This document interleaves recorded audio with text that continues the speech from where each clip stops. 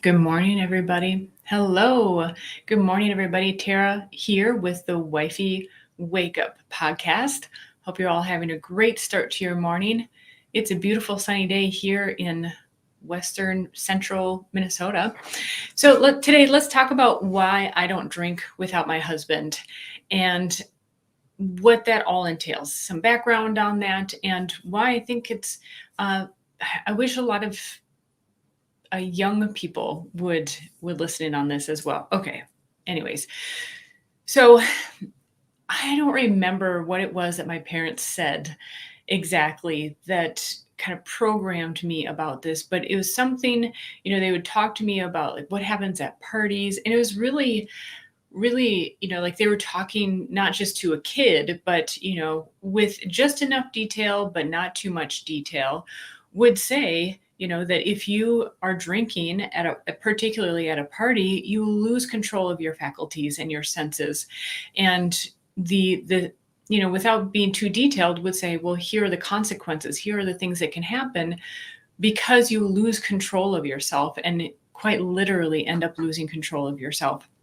And that apparently really impacted me. And I actually chose not really to go to hardly any parties.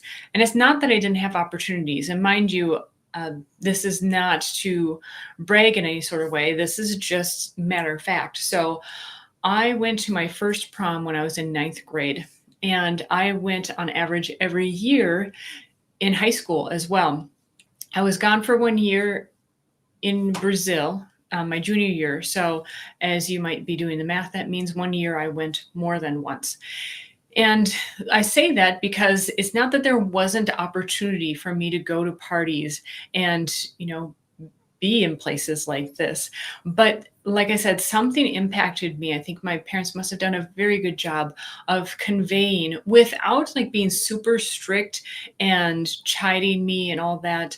I think they were very in tune with who I was as a person and knowing that I wasn't that type of person. I didn't need that kind of motivation. But nonetheless, it impacted me. And throughout high school, even that entire time I was in Brazil, which was a full year to the day that my visa expired, I never had more than a few sips of alcohol.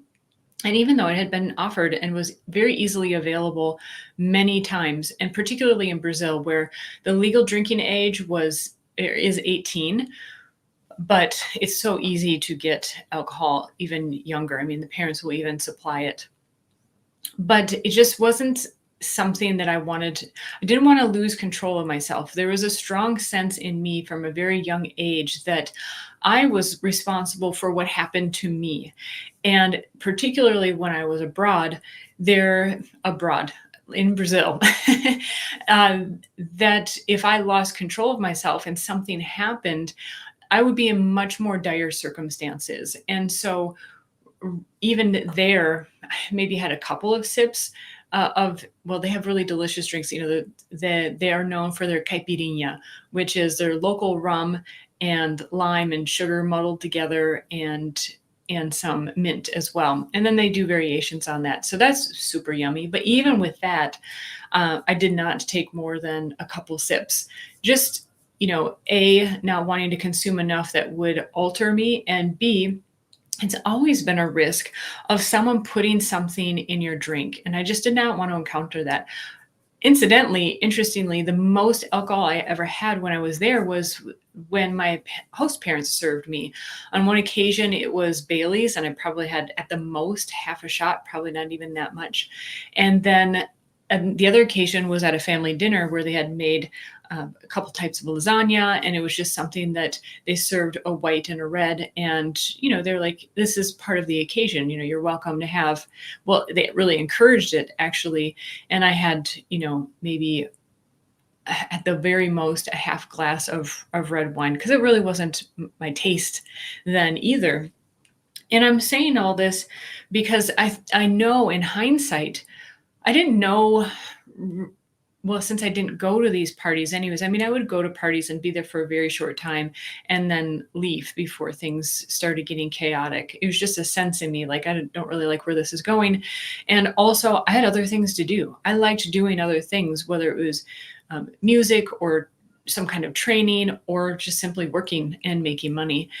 And I'm so glad that I did, because I didn't even know until recently what types of things can ensue and what kind of situations young women get themselves into because they've given up control of their body. I think this is the it's so interesting that the word control is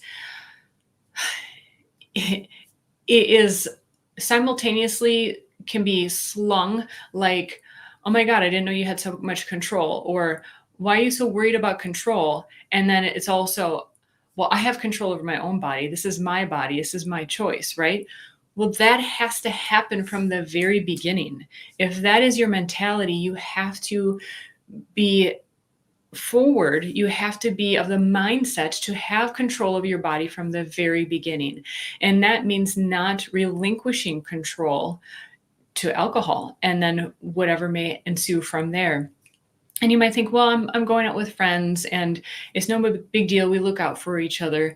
But the reality is if one person gets their drink is altered, or they consume too much, then you're dragging that person around quite literally or figuratively, and that person can't look out for you.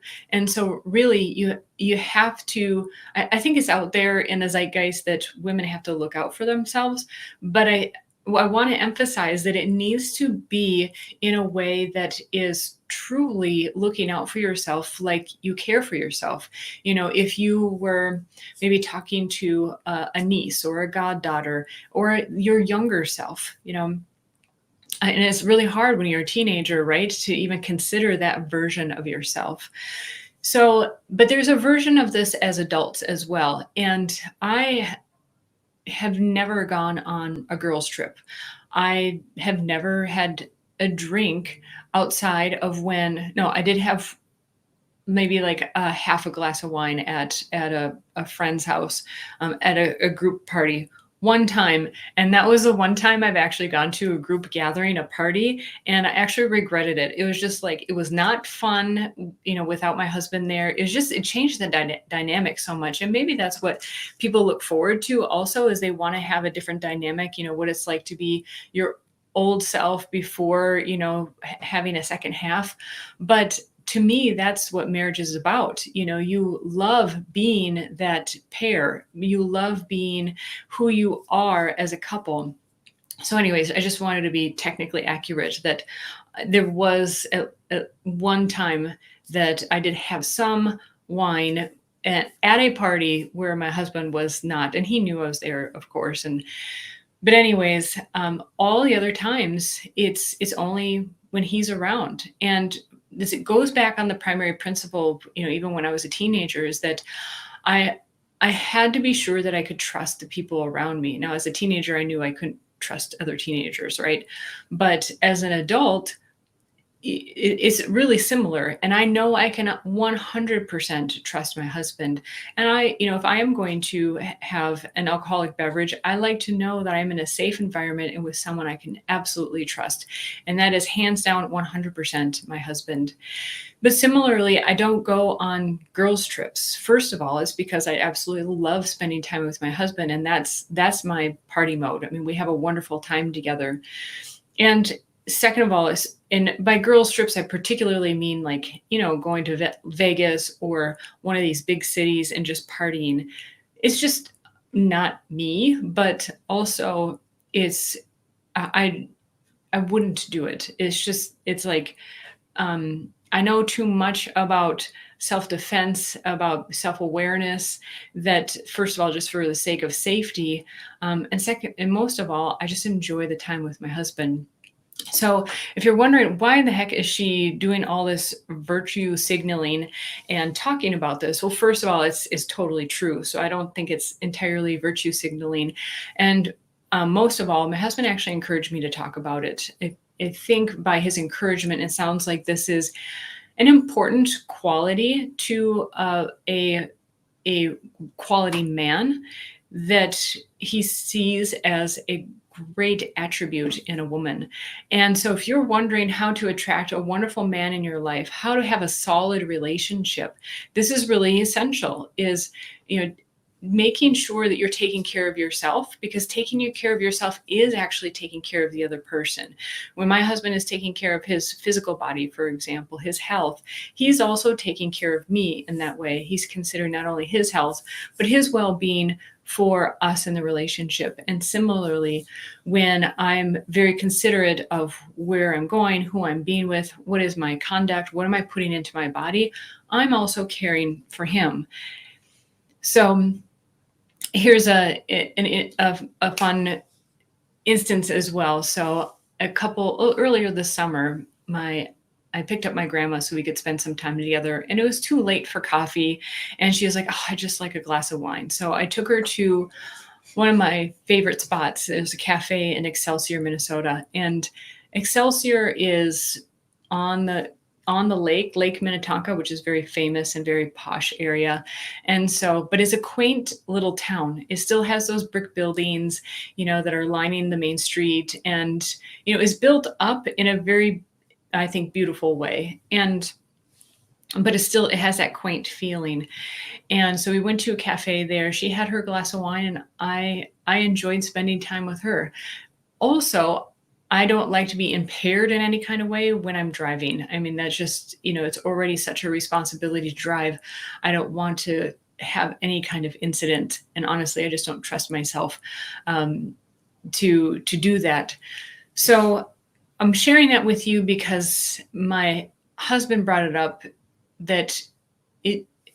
so I consider that must be an important topic, at least to men, and a message to relay to women as well, particularly if you're looking more for that traditional type relationship, especially if you want to have that 100% commitment and really healthy relationship, is taking care of yourself to help take care of each other.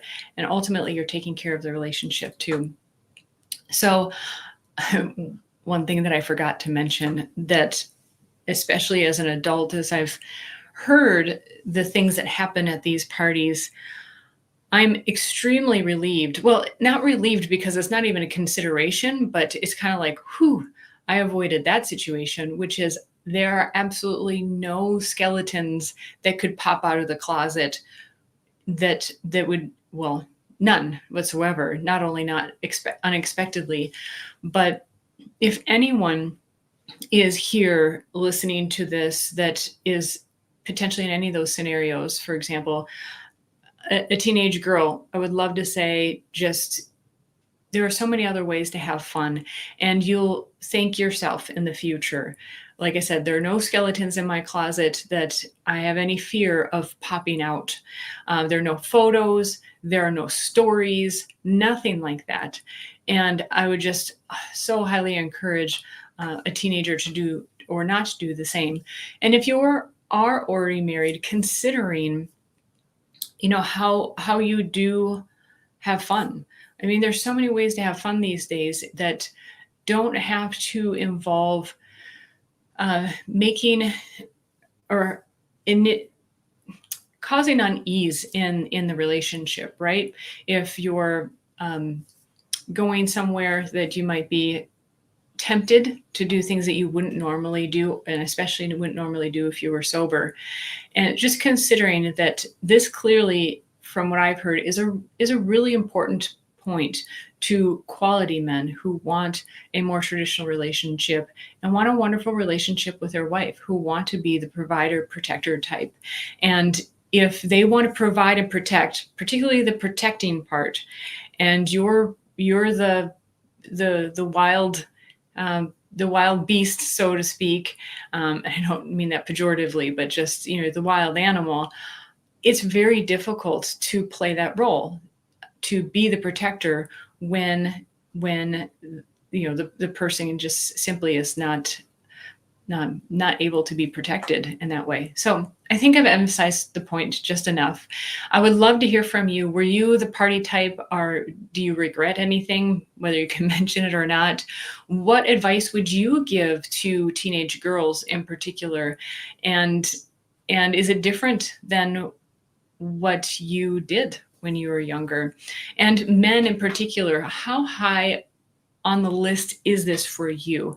Like, if you could be with someone, if you're a woman, you knew that she just was not a partier at all previously before you met, or even just in your relationship, would it or does it set you at ease that she loves, first of all, to party with you, which I absolutely love partying with my husband, and that she's not seeking that elsewhere? Would love to hear from you guys. Please like, comment, like I said, and subscribe. Send this to a friend who comes to mind. And have a wonderful day, everybody. Take care.